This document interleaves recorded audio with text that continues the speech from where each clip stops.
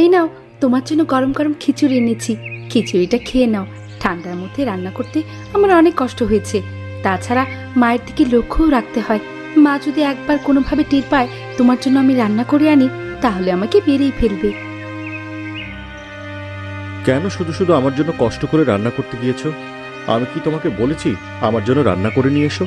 তাছাড়া গ্রামবাসীরা যদি জানতে পারে তুমি মাঝে মাঝে আমাদের বাড়িতে আসো, এটা অনেকেই পছন্দ করবে না। গ্রামের কে কি বলল তাতে আমার কিছু যায় আসে না। তোমাকে পেট ভরে খাওয়াতে পারলে আমার অনেক ভালো লাগে। ভাবছি আগামী মাসে একবার তোমার গ্রামে যাব, আর গিয়ে মাকে তোমার আর আমার ব্যাপারটা বলে আসবো। বলবো যে আমি অজপাড়া গায়ের একটা মেয়েকে পছন্দ করেছি, তাকে আমি বিয়ে করতে চাই।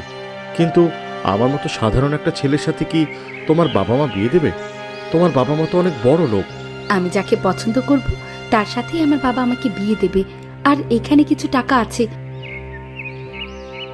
এইগুলো দিয়ে তুমি শীতের কাপড় চোপড় কিনবে। আমি তো দেখলাম তুমি শীতে কত কষ্ট করছো। তোমাদের গ্রামে এসে ছোটখাটো কিছু ব্যবসা করছি, এই ব্যবসায় তেমন একটা লাভ হচ্ছে না। আমি চেষ্টা করছি বড় কোনো ব্যবসা করতে। যদি বড় কোনো ব্যবসা করতে পারতাম তাহলে তোমাকে নিয়ে সুখে শান্তিতে সংসার করতে পারতাম। এইসব নিয়ে তুমি কোনো চিন্তা করো না। সৃষ্টিকর্তা আমাদের ভাগ্যে যা রেখেছে তাই হবে।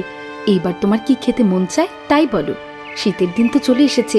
আগামীকাল বাবা বাড়িতে যাবে, তখন তোমার জন্য আমি খেজুরের গুড়ের পায়েস করে নিয়ে আসবো। ঠিক আছে, এখন তুমি যাও, আমাকে বাইরে কাজে বেরোতে হবে। তাছাড়া গ্রামের অন্যান্য লোকেরাও তোমাকে আমাকে একসাথে দেখলে সন্দেহ করবে। আর একটা কথা মনে রেখো, সবসময় আমি তোমার পাশে রয়েছি।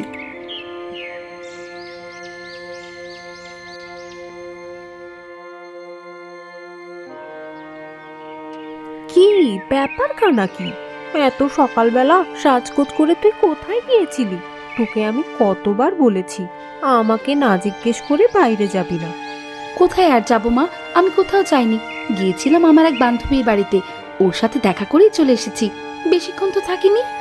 মল্লিকা, আমি খুব ভালো করেই জানি তুই কোথায় গিয়েছিলি। তুই যে ছেলেটার সাথে সম্পর্ক করেছিস ওকে তোর বাবা কখনোই মেনে নেবে না। তাছাড়া ও একটা নিচু জাতের ছেলে, কখনো আমাদের বাড়ির জামাই হতে পারে না। তুই ওকে ভুলে যা। আর তাছাড়া তোর বিয়ের কথা হচ্ছে, যে কোনো সময় তোর আশীর্বাদ হয়ে যাবে। বিয়ে যদি করতে হয় মা, তাহলে আমি এই প্রীতমকে বিয়ে করব। প্রীতমকে ছাড়া আমার পক্ষে কাউকে বিয়ে করা সম্ভব নয়। দেখ মল্লিকা, এটা তোর জীবন, তুই তোর জীবনে কি সিদ্ধান্ত নিবি এটা তোর ব্যাপার। কিন্তু তোর বাবা ওই ছেলেকে কখনোই মেনে নেবে না। তাছাড়া নিতাই খুব ভালো ছেলে, ও অনেক ভালো বংশের ছেলে, ও তোকে বিয়ে করতে চায়। তাহলে কেন তুই শুধু শুধু ওই গরিব ছেলেটার পিছনে পড়ে আছিস? তুই মাঝে মাঝে আলমারি থেকে টাকা চুরি করে ওই ছেলেটাকে দিস, আমি সেটাও জানি। তারপরও আমি তোর বাবাকে কিছুই বলিনি। মা, প্রীতম মাত্র একটা ছোটখাটো ব্যবসা শুরু করেছে। একদিন দেখবে ও অনেক বড় হবে আর আমাদের সবার মুখ উজ্জ্বল করবে। আমি যে টাকা বাবার কাছ থেকে নিয়ে প্রীতমকে দিচ্ছি, সেই টাকা আমি একদিন বাবাকে ঠিকই ফেরত দেব। কত যে বড় ব্যবসা করবে তা আমার জানা আছে। এখন আমার চোখের সামনে থেকে যা, আমি তোর মুখও দেখতে চাই না। এরপর অনুরাধা রাগ করে সেখান থেকে চলে গেল। শোনো গিন্নি, আমি মল্লিকার বিয়ে ঠিক করেছি। আগামী সপ্তাহে নিতাই ওকে দেখতে আসবে। নিতাই যদি ওকে পছন্দ করে তাহলে ওর সাথে নিতাইয়ের বিয়ে হয়ে যাবে। অনেক দিন ধরে তোমাকে একটা কথা বলতে চাইছিলাম, কিন্তু তুমি কিভাবে কথাটা নেবে আমি বুঝতে পারছি না। আর তাই তোমাকে আজকে বলে দিচ্ছি, আসলে তোমার মেয়ের সাথে প্রীতম নামের একটা ছেলের সম্পর্ক হয়েছে। ছেলেটি পাশের গ্রামে থাকে, ব্যবসা করার জন্য এই গ্রামে এসেছে। আর তার সাথে মল্লিকা সম্পর্ক গড়ে তোলে। মল্লিকা তাকে বিয়ে করতে চায়। তোমার কি মাথা ঠিক আছে? তুমি তো ভালো করেই জানো আমি ছোটবেলায় ওর বিয়ে ঠিক করে রেখেছি। তাহলে এখন কিভাবে অন্য ছেলেকে ওর সঙ্গে বিয়ে দেই বলো তো? আর অন্য একটা ছেলেই বা ওকে কেন বিয়ে করতে চাচ্ছে? আমি এসব ব্যাপারে কিছু জানি না। তুমি তোমার মেয়েকে ডেকে এই ব্যাপারে ভালো করে জিজ্ঞাসা করবে। তোমার মেয়ের সাথে কোনো কথা বলা দরকার নেই। আর তুমি যে আমাকে ব্যাপারটি জানিয়েছো, এটাও ওকে জানানোর কোনো প্রয়োজন নেই। যা করার আমি করব। কাঁটা দিয়ে কিভাবে কাঁটা তুলতে হয় তা আমি খুব ভালো করেই জানি। এই নাও, তোমার জন্য খেজুরের গুড়ের পায়েস করে এনেছি। খেয়ে দেখো তো কেমন হয়েছে। আমি নিজের হাতে রান্না করেছি। তোমার হাতের পায়েস তো মজা হবেই, কিন্তু তোমাকে একটা জরুরি কথা বলতে হবে। আমি আগামীকাল গ্রামের বাড়ি যাচ্ছি। আসলে মায়ের একটা জরুরি চিঠি পেয়েছি। মা বলেছে তার শরীর নাকি খুব অসুস্থ, আর তাই আমাকে বাড়িতে যেতে বলেছেন। শোনো, মা তোমার আর আমার ব্যাপারটা জেনে ফেলেছে। মনে হয় তিনি বাবাকে এই ব্যাপারটা বলে দেবে। আর তুমি খুব বেশি দেরি করো না, এখানে তাড়াতাড়ি ফিরে এসো। আমাদের বাড়িতে বিয়ের প্রস্তাব পাঠাও। আমার বাবার এক বন্ধুর ছেলের সাথে আমার বিয়ের কথা হচ্ছে। বাবা যে কোনো সময় নিতাইয়ের সাথে আমার বিয়ে দিয়ে দেবে। ঠিক আছে, ঠিক আছে, তুমি কোনো চিন্তা করো না। আমি ফিরে এসেই তোমার বাড়িতে বিয়ের প্রস্তাব দেব। আর শোনো, আমার খুব পিঠে ভাজি খেতে ইচ্ছে করছে। শীতের সকালে পিঠে ভাজি মজাই অন্যরকম। তুমি যাওয়ার আগে আমাকে একদিন পিঠে ভাজি খাইয়ে দিও। পিঠা ভাজি? আচ্ছা ঠিক আছে, আমি তোমার জন্য পিঠা ভাজি করে নিয়ে আসবো। এখন তবে বাড়িতে যাই, বেশিক্ষণ বাইরে থাকলে মা আবার সন্দেহ করবে।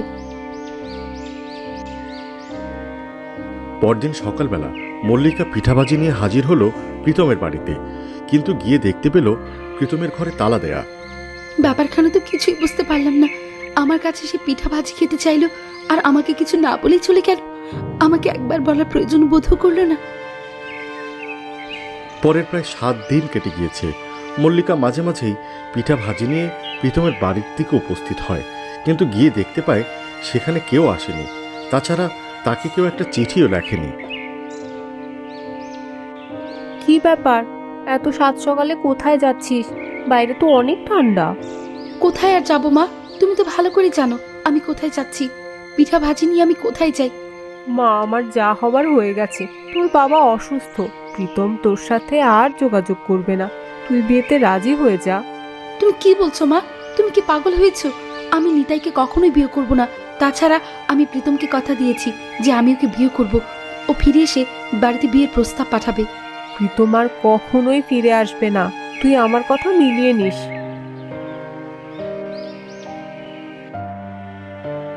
বুড়িমা, ও বুড়িমা, আমার হাতটা একটু ভালো করে দেখে দাও না।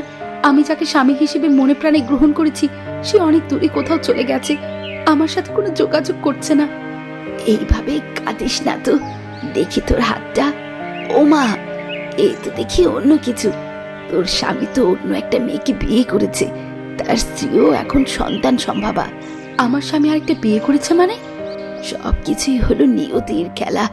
যার সাথে যার জোড়া লেখা আছে তার সাথে তার মিল হবে।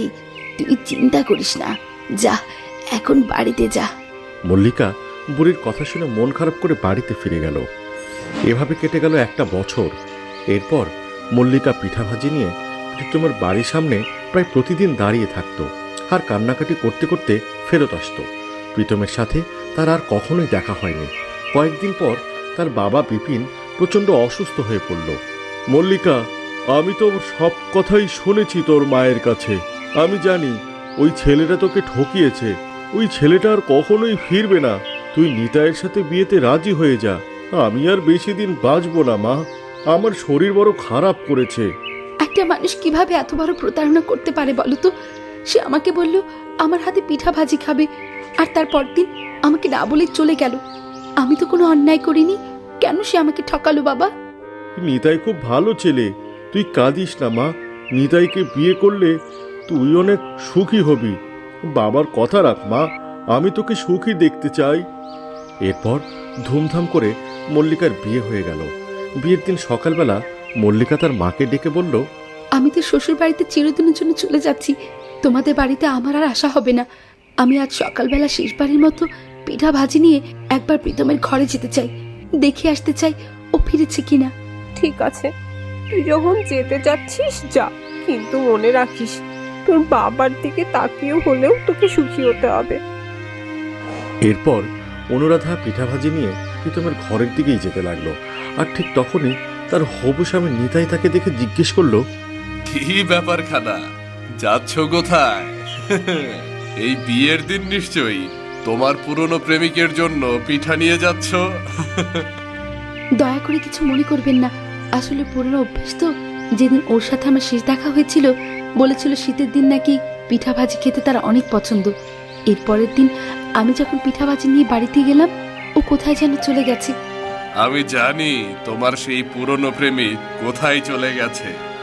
আপনি জানেন? সত্যি জানেন আমার প্রীতম কোথায় চলে গেছে? তাহলে বলুন কোথায় গেছে প্রীতম?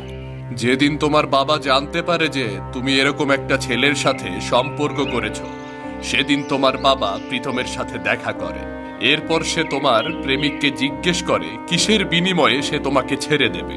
আর তোমার প্রেমিক বাবাকে বলে সে একটা নতুন ব্যবসা শুরু করতে চায়, এই ব্যবসার জন্য টাকা পেলে সে গ্রাম থেকে চলে যাবে।